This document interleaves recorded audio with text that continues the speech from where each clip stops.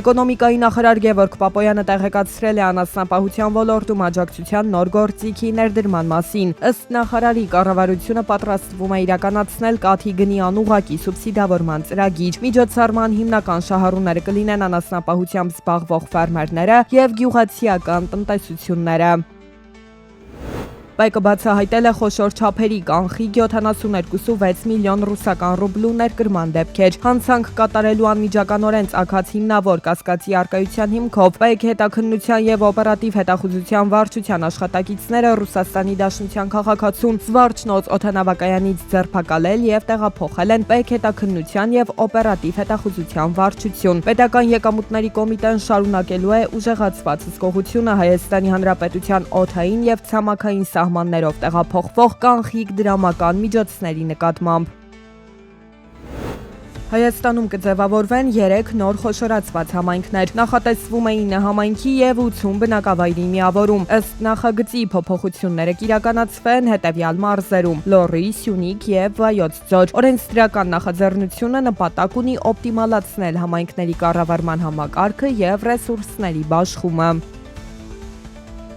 Միացյալ Նահանգներում Հայաստանի Հանրապետության դեսպան Նարեկ Մկրտչյանը հանդիպում է ունեցել ֆրանչայզինգի միջազգային ասոցիացիայի նախագահ Մեթ Հալլերի եւ կառույցի շահերի պաշտպանության պատասխանատու Մայք Լեյմանի հետ։ Քննարկման առանցքում եղել են հայկական շուկայում ամերիկյան բրենդների ներկայացվածության ընդլայնման եւ նոր ներդրումային հնարավորությունների դիտարկման հարցերը։ Կողմերը դիտարկել են այն իրավական եւ տնտեսական նախադրյալները, որոնք կարող են նպաստել միջազգային ճանաչում ունեցող ցանցերի մուտքին Հայաստան։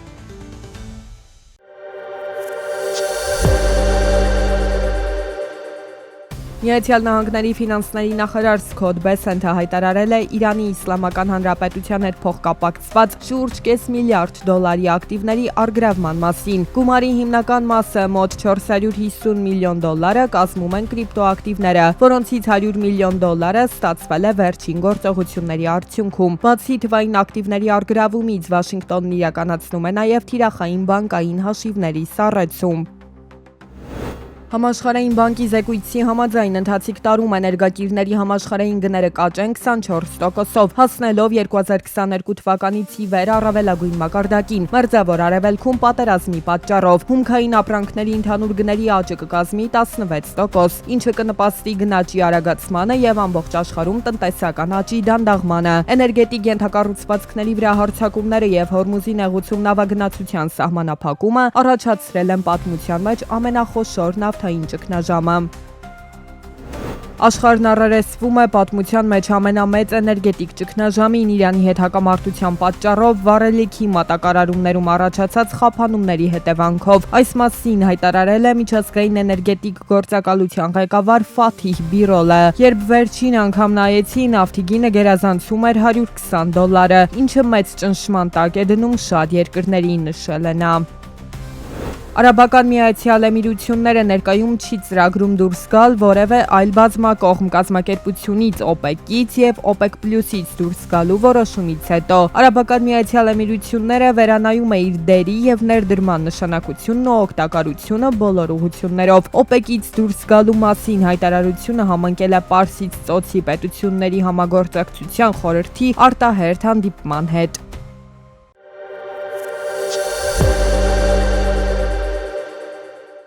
Ադրբեջանի փոխվարչապետ Շահին Մուսթաֆայևի այցը Հայաստան տարբեր նպատակներ էր հետապնդում, ու դրանցից մեկը տնտեսական ու բիզնես գործոնն է։ Ադրբեջանցի պաշտոնյայի հետ հանդիպմանը բացի իշխանական վերնախավից մասնակցել են նաև հայազգի մի շարք գործարարներ։ Քննարկումների առանցքում Ադրբեջանի հետ առևտրաշրջանառությունն ընդլայնելու տարբերակներն են եղել։ Թե կոնկրետ որ գործարարներն են մասնակցել հանդիպմանը, վարչապետ Փաշինյանը չհստակեցրեց, ասում է չի ուզում, որ նրանք հասարակության բուլինգին ենթարկվեն։ Նոյեմբերից մինչև հիմա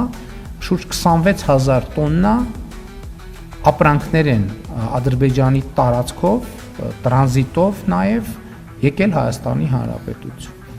Եվ հիմա գործնականում արգելք եւ որևէ խոչընդոտ չկա, որ Հայաստանից ապրանքներ արտահանվեն, բայց ելի եմ ասում, մենք պետք է հաշվի առնենք, որ Հայաստանը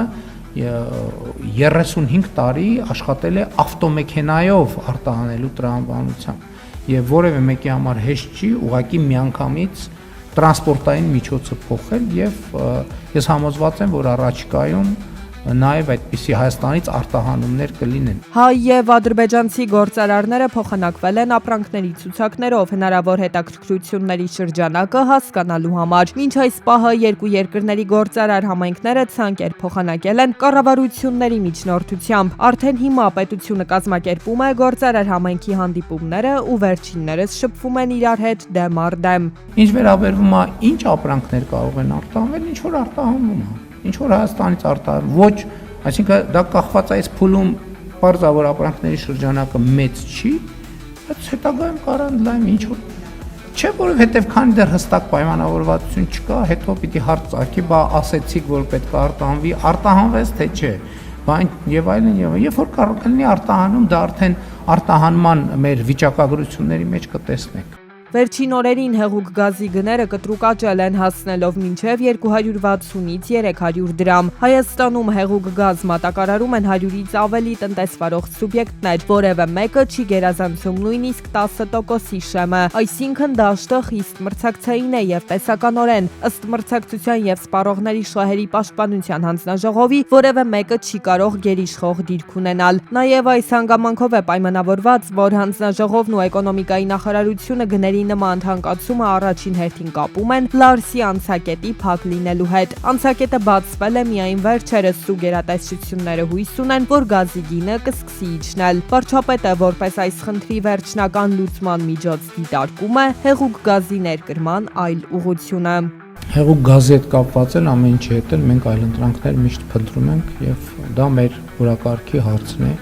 միշտ եղել է եւ շարունակելու է մնալ։ Հեղուկ գազի շուկայում արձանագրված գների աճը պատասխանատու գերատեսչությունները պաշտոնապես հիմնավորում են լոգիստիկ խնդիրներով։ Չնայած ոլորտում գերիշխող դիրք ունեցող տնտեսվարողների բացակայությանը, շուկան դեռևս զգայուն է մնում ներկրման հիմնական ուղիների տեխնիկական վիճակի նկատմամբ։